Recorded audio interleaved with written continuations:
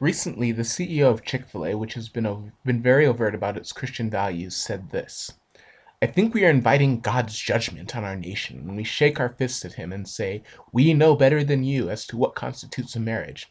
I pray God's mercy on our generation that has such a prideful, arrogant attitude to think we can try to define what marriage is all about." To which I say, yup. Remember the horrible storms of supernatural fire and brimstone that rained down in Argentina, Belgium, Canada, Denmark, Iceland, the Netherlands, Norway, Portugal, Spain, South Africa, and Sweden when they legalized gay marriage? It was like Yahweh went out of his way to show how angry he was about it. It's good to know that Yahweh still provides empirical evidence of his displeasure with societies that tolerate homosexuality, like he did in Genesis 19. This recent example, along with a slew of others, has had me thinking about one of the things that really irks me about many fundamentalist communities: the glorification of ignorance, in which not knowing and not wishing to know whether the things you believe are actually supported by facts is held up like some kind of virtue. It would be the simplest thing for people like the CEO of Chick-Fil-A to do some research and see that countries that have legalized gay marriage have not endured the judgment of the vindictive God of the Bible, but for some reason in many forms of fundamentalism it doesn't seem to matter if something is true or not, so long as it agrees with the doctrine that is being put forward. The worst extreme of this is the maintenance of belief against all reason and evidence to the contrary. Not too long ago I had a discussion with a devout member of my family in which I asserted that humans are in fact animals.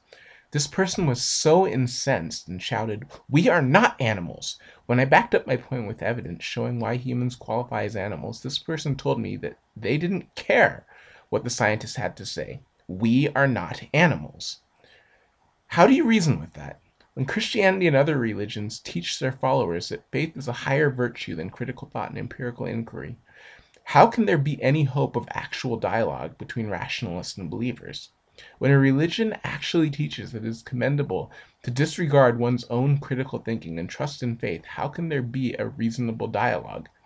I've mentioned before that one of the reasons why so-called scientific creationism will never qualify as a real science is that most of the creationist organizations have some kind of foundational statement that says that no matter what evidence there might be against the position of a literal Genesis, they will still believe because they believe that the Bible is inerrant.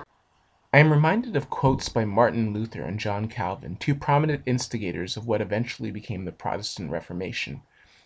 They, at best, dismissed reason and science, and at worst, literally demonized it. And as I sit here in frustration, I can't help but think that the Bible supports this way of thinking. I was a bit of a nerd as a child growing up, and I enjoyed reading and learning, and I can specifically remember having "lean not on your own understanding" written into one of my Bibles that I received as a gift. There are other Bible verses as well that I can think of that specifically discourage the application of critical thought. This to me is why this whole industry of religious apologetics that has sprung up in religious bookstores and on websites is dishonest. When the foundational positions of your belief are beliefs that are held in spite of reason, and that basically you have the idea that you will take every thought into captivity, it doesn't reinforce doctrine, and that you will cast down anything that exalts itself against the knowledge of God, then you will never be a free thinker, and that to me is incredibly sad. I'll probably have more to say on this subject in a later video, but for now I'll just leave it at that. Answer the questions by questioning the answers, everyone. Later.